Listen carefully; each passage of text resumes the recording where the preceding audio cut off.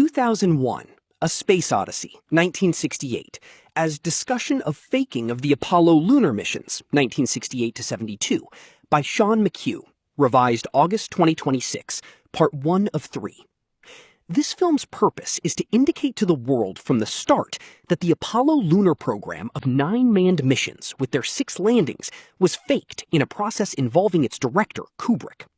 It centers on monoliths as symbols of audiovisual screens, for either monolithic mass media, with its news providing unitary official culture and worldview for the unthinking majority, or for artistic cinema, providing inquiry for a critical minority. The basis of most people's minds is ape-like cultural norms, plus groundless intellectual reasoning, not intuitive truth beneath, while mass media, particularly television, becomes Western culture's primary carrier from the 1950s onwards, and where the film further features computer tablets and video calls in fine prescience. 2001 and Apollo are concerned with journeys to the moon and were developed across the same years, with 2001 released in April 1968, 8 months before Apollo 8 as the first manned lunar mission in December 1968. The story's great discovery on the moon is that once folk culture, where worldviews are established via people meeting on common land and exchanging ideas by themselves, is displaced, then the masses look up to and believe television screens unconditionally. It's a characteristic that was always latent in them, with their dull nature back to early hominids, and which can be used to stage colossal hoaxes. Apollo on the moon is just a screen on or of the moon, with the monolith, or screen, being an alien artifact only in as far as it's alien to genuine understanding. Mono of monolith is a close anagram of moon, where 2001 is a screen production that artistically interprets NASA's developing record, but only for an audience with the necessary intuitive capacity, while explaining nothing in foregrounded language. The film further references Apollo's internal inconsistencies and quiet lack of normal levels of essential verification or reproducibility for acceptance as part of science. Mass media, as readily controlled and streamlined in the background by its financiers and their interests, provides fiction in terms of reality, while art, as objective and finding truth, provides reality in terms of fiction. Art is direct critique, counterbalancing the culture's and mass media's dubious presuppositions and sky castle rationality, with 2001 specifically responding to Apollo as prime example of an assertion declared without grounds. Apollo is blatant propaganda inserted into official culture, for then being taken up and vigorously defended by the majority, including scientists, as part of personal identity and mentality, and hence doesn't receive the normal careful checking or scientific peer review of the claims involved. For most people, norms are fundamental, not truth. The ape majority lacks the inherent consciousness for radical inquiry and the more objective position beneath the culture, and can only cope with its surface paradigms and internally contrived consistency. All societies have a hierarchy, or pyramid of people with power and money, where the top tier has no one above it and forms a background elite controlling force or establishment. In meritocratic organization, this coincides with the parallel hierarchy of consciousness and insight to provide an elite who both understand the need for higher critical values and respect the lower tiers to take the whole forward and create stability, while a less conscious and weaker elite, by contrast, will focus only on its simple material interests and try to exploit the lower tiers. The elite's material interests are unique in having no threats coming down towards them, and in an unmeritocratic organization, their attention is focused instead only down towards those below in the power hierarchy to keep them where they are and maintain the elite's position, in contrast to all other tiers looking up or even laterally, and which brings repression and stagnation. Currently, in the West's unmeritocratic pyramid, the elite are no more exceptional or less ape-like than the lower tiers, and where their response to them is hatred and fear from the usurping risk they present. The lack of meritocracy is reflected in forms of democratic political order as majority rule, where by contrast, only a minority have good evaluation, judgment, and critical values, and the majority are instead easy to manipulate with propaganda. The elite's mass media control makes them the aliens behind the monoliths, or audiovisual screens, with no extraterrestrials being seen in the film.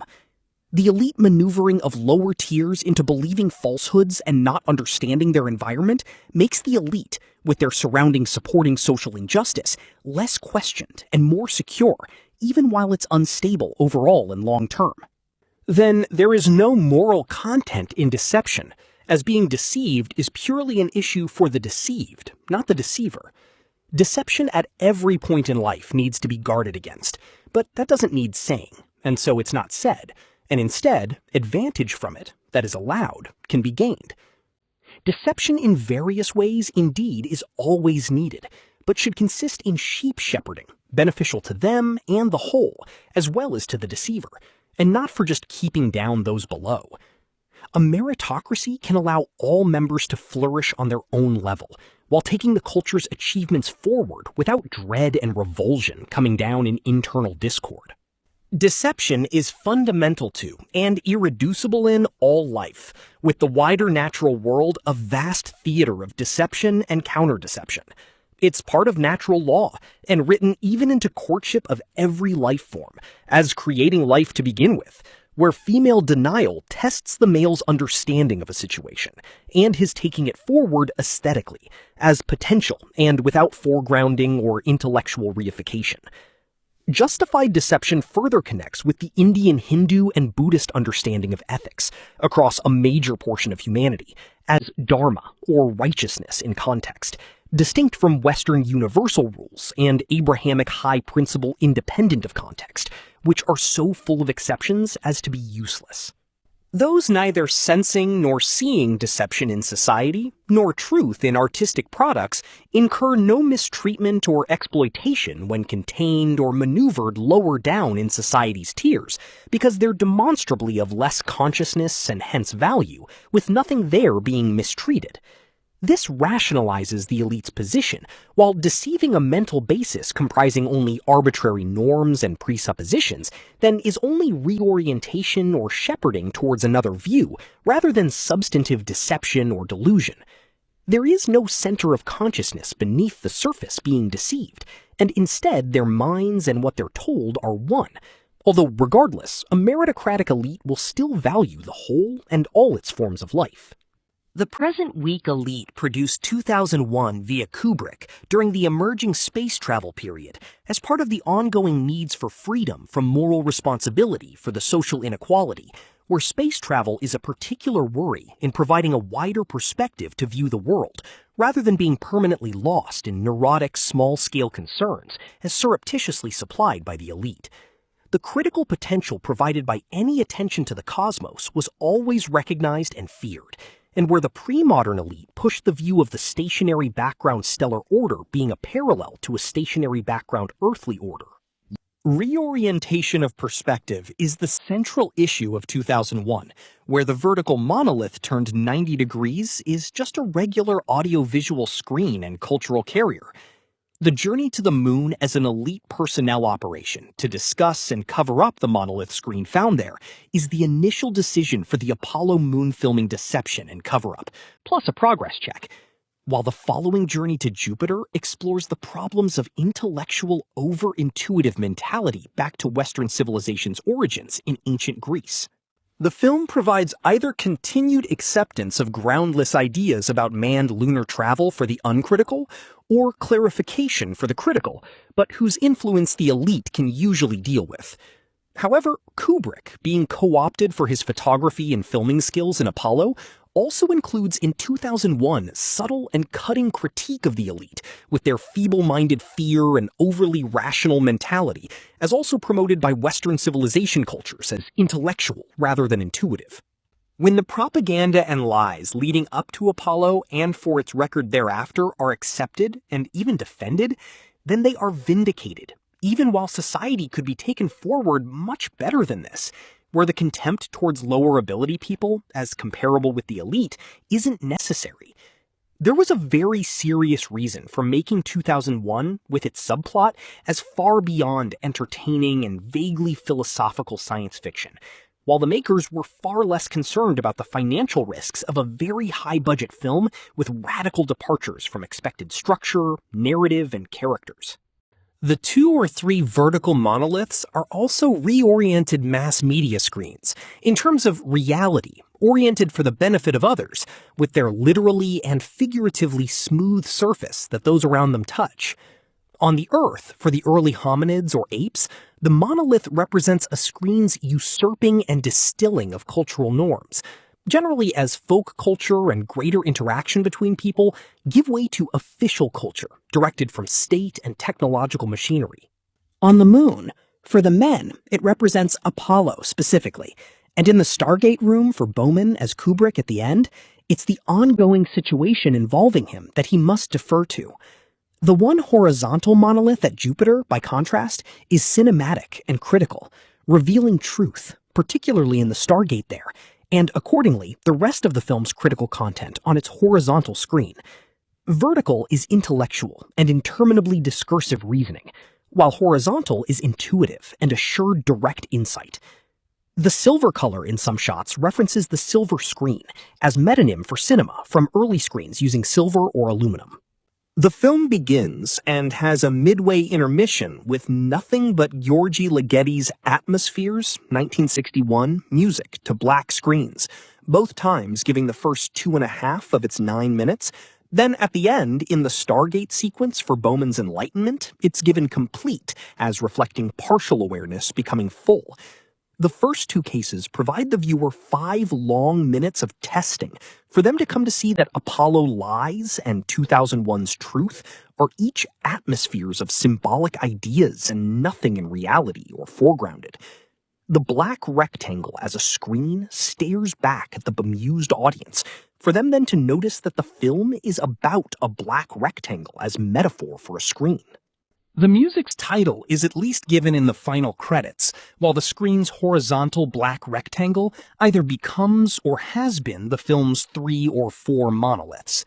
The opening sequence of A World of Dumb Apes is the less conscious masses, including most of the audience, but depending on the viewer, subsequently their perspective may be reoriented to see that the trip to the moon monolith only as a screen is the Apollo trips to the moon only as a screen. The studio-like moon monolith excavation pit is Apollo's movie-making set, appearing to be on the moon. The opening and intermission as music and screen summarize the film's tests of consciousness behind hearing and sight. Ears and eyes then become specific themes in the film, along with its numerous spoken and visual cues to make sense of, particularly where the Discovery ship antenna as an ear is reported to be faulty, but only the thinking behind it is faulty, and the extravehicular pods and bay doors as eyes lead to the Stargate revelations. After Atmospheres and the MGM production logo is a lunar eclipse with the moon in the Earth's shadow, and hence dark on both sides, but viewed from close behind the moon's far side, so that the Earth's dark side is also seen. This is Apollo's eclipse of the truth, with dark moon deception projected from Earth, but where, because of the camera's rising perspective, as illumination given by this film, the sun beyond the Earth is seen to rise completely and magnificently, while Earth's lit side also begins to emerge.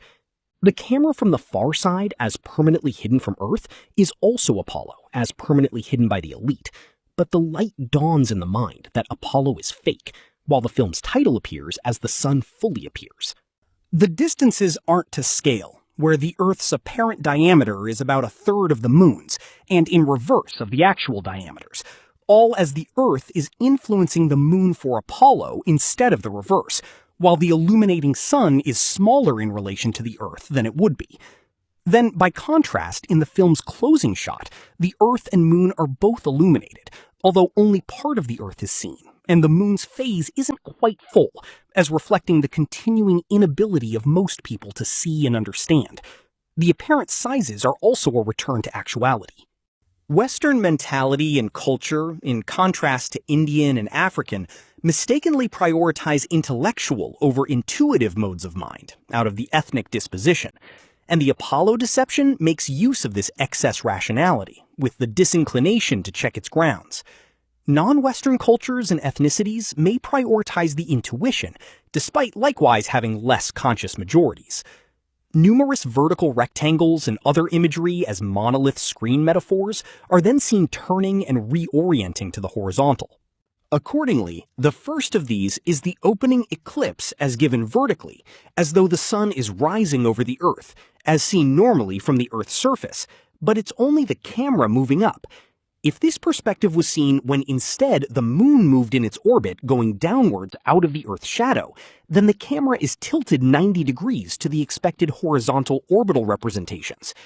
The moon moves in its orbital plane close to the Earth's orbital plane around the sun, or ecliptic, as facilitating eclipses, plus close to the sun's equator. The Apollo 11 crew, as the first landing in various anniversary interviews, mentioned the most memorable sights of their mission to be eclipse effects of the sun by the moon on their approach, rather than any experience being on or looking down on the moon, all in unstated reference to 2001's famous eclipse as truth eclipsed. Moreover, Collins, in 1989, who stayed in lunar orbit, gives for their opening question his solo sighting of the lunar ascent stage, plus the Earth over the lunar horizon in a vertical row, again as with the 2001 opening plus final Jupiter with Galilean moons plus pod imagery. Alan Bean of Apollo 12 also gives his most spectacular sight being an eclipse, not anything from the surface. The moon's phase for the Apollo missions was variously crescent to gibbous to give shadow angles for contrast, as allowing limited eclipse approaches, while the film's eclipse, along with a set of its other ideas, go back 12 years to the preceding great science fiction film, Forbidden Planet, 1956, also by MGM. The opening eclipse and closing moon-Earth baby shots are accompanied by the opening fanfare of Richard Strauss's Also Sprach Zarathustra, or Thus Spoke Zarathustra, 1896, music with this framing in a parallel with its use in the composition. The composer titles the fanfare Sunrise, as aligning with the sunrises of the eclipse and the start of Ape sequence, plus its The Dawn of Man screen title. The sequence is centered on light dawning for the more capable ape over bone weapons used for hunting and defense, and where the fanfare is heard again. Bones as representing and then causing death also convert into life for the apes, while his enlightenment, as caused by the monolith or the understanding of it as a screen, then can destroy the empty-headed elite, as given by smashing the animal skull.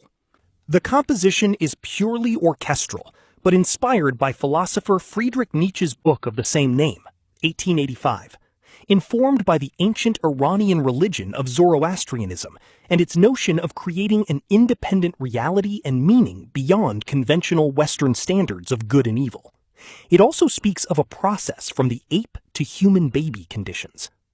The Zarathustra music preface reflects the ability to understand being personal, and comes before that given by the culture industry, directed by the elite. The Apollo deception is likewise beyond simply conceived right or wrong, yet society needs better direction than towards the present elite's selfish ends.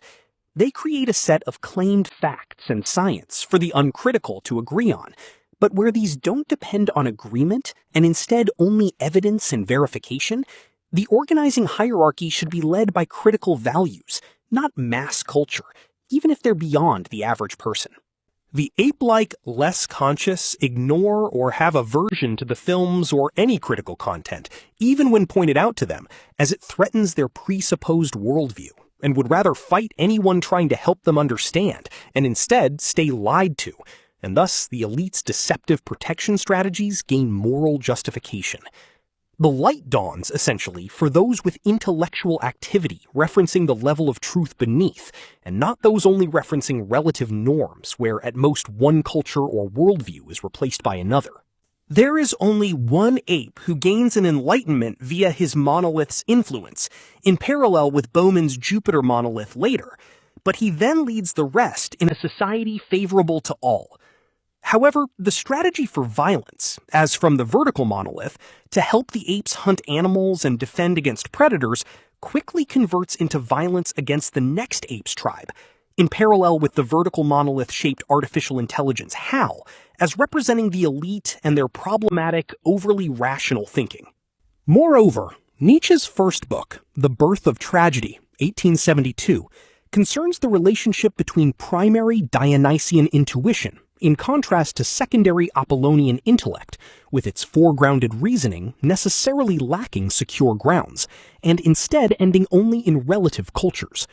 Knowledge justification ends in an experience of truth, not rationality, as ideas understood only in terms of other ideas, or sets of presuppositions or paradigms, or cultural normative networks and worldviews, however internally consistent these are. The Greeks deified these modes of mind as Dionysus and Apollo, but Nietzsche looks at the development of their tragic stage plays to argue that since Socrates' time in the 5th century BCE, the Apollonian has mistakenly been in ascendance in Western civilization. One key expression of this has been the majority-rule democracy begun in Greece, where the less conscious invert the natural pyramid of ability and insight, and where groundless popular culture becomes official culture, as susceptible to background manipulation. The Apollonian reaches a height of confusion with the eponymous Apollo program, while Apollo is also the Greek god of herds and flocks and father of the god of dreams. Art in general, with 2001 in particular as a development of the stage play, however, remain as a counterbalance, where the duality implicit in relational reasoning becomes the unity of grounded knowledge.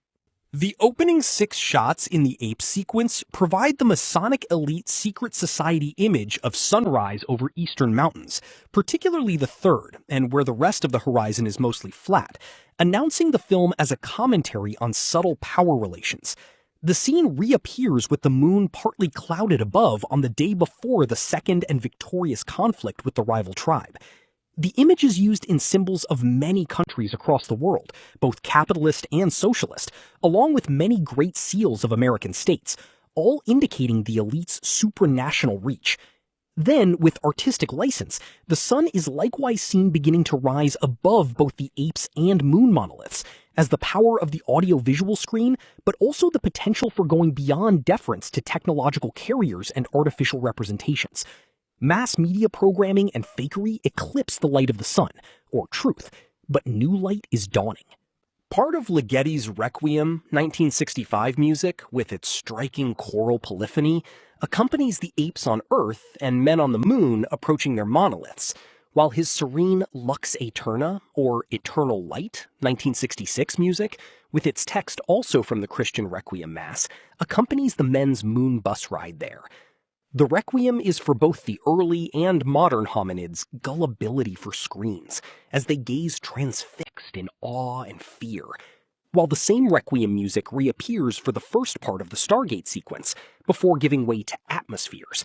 These two appearances, plus one for the protagonist astronaut's enlightenment, parallel the Zarathustra music too, plus one for the protagonist ape's enlightenment. Both apes and men around their monoliths look and reach up to it reverently, particularly with the apes, where they live gathering all as people in their living room around a television set, and representing humanity's primitive-minded majority, lacking independence and objective evaluation, and instead in need of shepherding. Moreover, all the adult apes are human actors in costume. Most of the apes looking at their monolith screen are first surprised by, but then ignore it all, as most of the film audience looking at their monolith film screen are surprised by, but then ignore its subtle content. Only one ape at the natural head of society, and likewise a minority of the audience, derives lasting and sub-intellectual meaning from it. Yet these figures can change the world. The apes and moon monoliths are embedded in the ground, in providing the grounds of most people's worldviews, and then monolithically tower over them. In the International Space Station, the visitor Floyd must identify himself to a screen in order to clear security, all as most people identify with screens as their cultural carriers, and showing he's uncritical and hence not a security risk to the elite. He's an agent of, but seemingly not part of, the shadowy National Council of Astronauts as the hidden elite, who prefer to use only representatives and frontmen. The journeys to the space station, in Earth orbit, and onto the moon are significant depictions in the film, in reflecting Apollo craft launching into orbit and onto the moon, while accompanied by Johann Strauss Jr.'s The Blue Danube, 1866 music, no relation to Richard. This is a 9.5-minute work, where the first 5.5 is given for the space station journey, then the last 7, with a repetition of 3 minutes from 2.5 in, for the moon journey, all accompanying finely crafted cinematography, as for Apollo. The world's most famous waltz is NASA's Apollo story, siding up to people and away again in guarded humor before too many questions are asked about its practicality. It's another extended musical irony for the audience to work out, where, as in courtship, that the waltz is used for, the intention or meaning is never stated, and it returns for the final laugh in the closing credits and beyond. Waltz is after a German word for revolve, for the dancers progressing around their hall, while Strauss was German-speaking, all as the monolith has to be revolved a little. The many mildly disorienting revolving structures with rectangles, plus other shots where the viewer must reorient perspective to work out what they're seeing on the screen, also reflect content on audiovisual screens being untruthfully oriented. These include the revolving space station and its rectangular entrance with the arriving ship turning synchronously to face the entrance horizontally from its perspective, but where the cockpit screen image of it still revolves. Then the moon ship arrives at a rectangular landing pad. Then the moon bus cockpit screen has a rectangular shape to synchronize with a landing area, as for its passengers visiting the rectangular monolith. These are journeys of the mind to its destination. Also, the moonship flight attendant revolves herself upside down in weightless conditions in a passageway end, as much of social reality is in fact upside down. Then, Bowman and Poole on their ship enter a revolving passageway end with a HAL monolith monitor, but where it's the non-rotating hub of the rotating centrifuge, and the passageway and camera are rotating. This precedes them both sitting and standing at 90 degrees in a low-gravity environment. The 3 spaceship landings at the space station, moon base, and excavation site are given respectively, with shots from within the station of the rectangular entrance surrounded by rectangular viewing areas, from within the landing elevator similarly surrounded, and from within the landing area through a rectangular window. Elsewhere, further rectangular windows indicate a parallel with the film's screen as audiovisual window on its contents. The film refers to itself, and hence refers to Apollo being shown on a screen, as Apollo being only a screen. Notably, when Floyd walks down the space station concourse, there are 3 horizontal black monolith screens, but on exiting a phone booth moments later, they're converted into recessed windows onto the Earth, comparing with the booth window. There's also the window into the Discovery pod bay.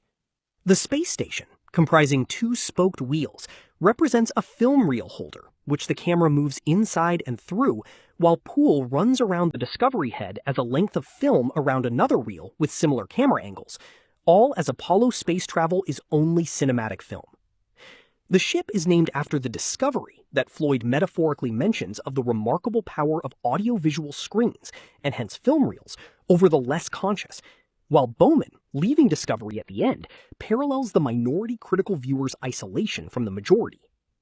The shots make clear the links between a spaceship being uncritically lost inside film and a comatose state becoming death. Moreover, the United Nations headquarters building in New York City, built in 1952, is very close in shape to the monolith, for the top-tier elites of every country to unite using audiovisual screen propaganda to control their populations.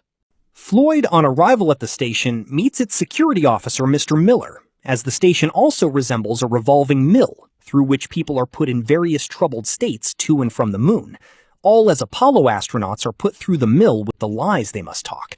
The assistant is Miss Turner, for the station constantly turning, although the monolith only needs a quarter turn for all to become clear. In ongoing Cold War style, even around the year 2001, Miller has naturally been targeted into working for the Russians, and he self-consciously says he's reserved Floyd a table in the Earthlight Room restaurant, before quickly continuing with small talk and rushing him forwards. Off-camera, 4 Russians were waiting for Floyd at the next table to talk to him, with Elena among them, having previously engendered a friendship. They're returning from the moon and have timed this to meet with Floyd after Miller advises them of him, where Elena feigns, "Hey Wood, what a wonderful surprise to meet you here." They know he's going to the American Clavius moon base, but want to know what serious issue is going on there following loss of communication with it and secrecy, all as the Russians don't yet know about Apollo being faked. Clavius is Latin for key for the monolith's significance. Moreover, Miller, as talking with them while Floyd's ship approaches, caused him to be a few moments late for meeting Floyd on arrival, and he tries to make up for it. However, Floyd unexpectedly detours to the phone booth, so Miller continues to the restaurant to tell the Russians, who hurriedly come to sit and appear relaxed outside the booth, but in the process, one lady forgetting her sweater. The concourse table and seats are empty when he first walks past them. There is an announcement about the blue sweater being found in the restaurant, which at the start of the subsequent conversation with the Russians suddenly appears on the chair of the purple-dressed quiet woman. Then the sweater of the black-dressed quiet woman shifts to Elena's chair. Then it disappears off her chair onto the floor back by the first one. Then the blue sweater disappears again at the end, all reflecting the conversation's shifting background concerns. A connected, deliberate continuity error is the announcement for the sweater being while Miller is telling him of the table reservation, and before Floyd gets to the booth, so that the Russians would have to have left for the concourse before Floyd decides he's not going to the restaurant yet. The concourse is preferable for the Russians, as it emerges they've bugged the phone booth and can listen to his call there, perhaps via equipment in the bags they have with them, while it's a quieter environment for talking to him afterwards. To be continued. Any questions?